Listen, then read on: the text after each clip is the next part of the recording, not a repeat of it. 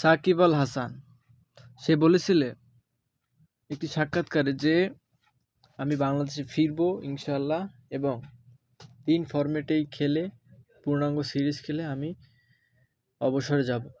তো সাকিব আল হাসান এই কথাটি তিনি ভেবেচিন্তেই এবং তার পরিকল্পনা অনুযায়ী তিনি বলেছেন। কিন্তু আসিফ মাহমুদ, চান্দু, তোমার কারণেই সাকিব আল হাসান দেশে আসতে পারে না। তুমি এই আইন পাশ করেছিলে যে সাকিব দেশে আসতে পারবে না।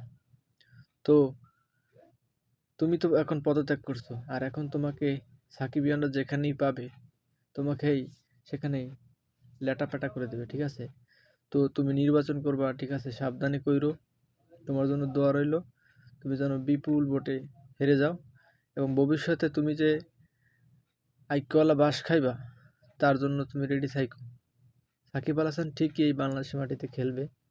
সাকিব আল হাসান ঠিকই এই বাংলাদেশের মাটিতে খেলেই তিনি বিদায় নেবেন আন্তর্জাতিক ক্রিকেট থেকে।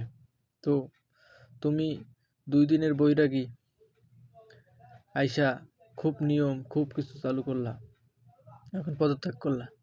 আসলে দেশ চালানো অতটা সহজ নয় যতটা সহজ তুমি মনে করেছিলে, ঠিক আছে? তো তুমি take care, take love your নির্বাচন।